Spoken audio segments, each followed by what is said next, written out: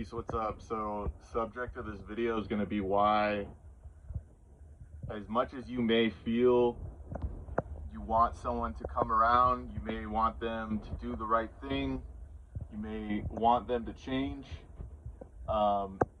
there's nothing you can do to make someone else's soul choose the right decision. So, be it right, wrong, truth, lie, the spirit itself has to respect a soul's decision-making process. And that's what defines their karmic experience, which is ultimately going to lead to the lessons and the wisdom that will lead them to integrate and become better. But you have to allow that person all of the freedom in the entirety of existence to make that decision for themselves. So you may have a big heart, being spiritual, being open, empathetic or compassionate. So you may come into this martyrdom spirit, this martyrdom energy, and just be like, I gotta self-sacrifice my time, attention, energy in another person's karmic equation. But the reality is you don't, and spirit will remind you that you don't.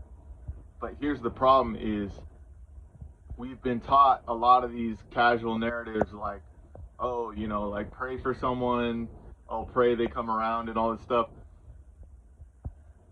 In my belief, there's nothing the spirit can do in someone's life to force them to make that right decision.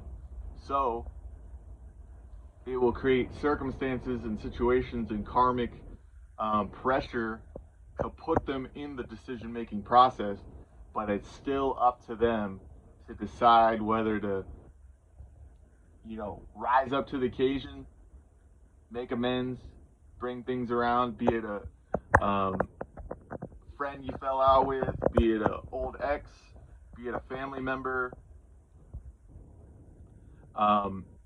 These type of situations, you'll find that as much as you may pray for the spirit to make things better, there's actually nothing that the spirit can do in that situation because it's abiding by kind of a higher universal law of a respecter of someone's karma. So you have to let them take it to the grave or let them rise to the occasion.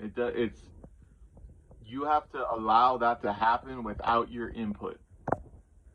If they come around, great. If they don't, let it go. And you'll find that if you're in this energy, you're going to be more connected to the spirit.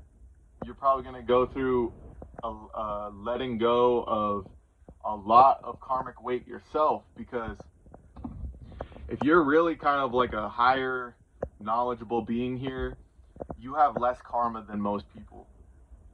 And the karma that you do have, you're able to work through it at a much faster, more efficient pace than other people.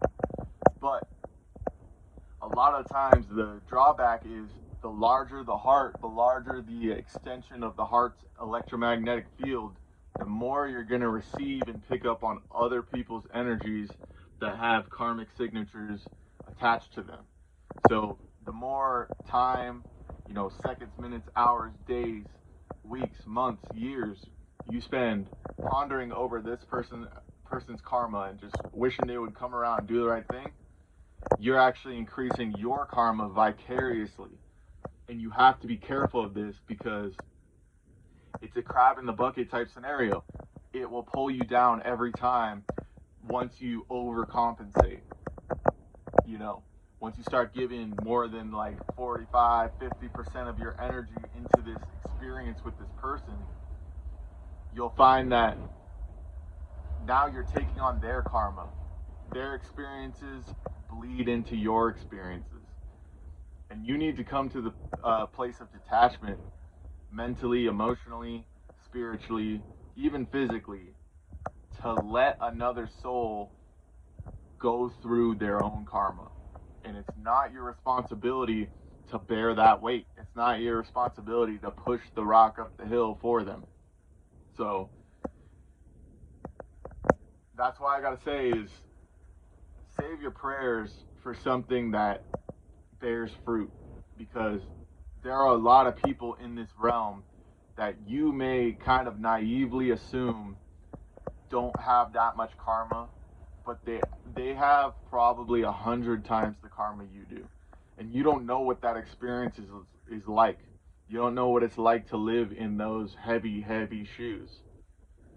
So best you can do is give them a loving grace of forgiveness in a way where maybe you don't forget, but you just let the fucking leaf go with the wind, and that's it. So this is my 2 cents. This is my insight on how to deal with people that you probably fell out with, things of that nature. Maybe you want them to come around and change, do the right thing. You can still have that intention and wish the best for them, but you don't need to be investing and praying for that to occur for them, because it's up to them at the end of the day. And that's all I'm going to really say. That's my 2 cents. That's my video. So peace out.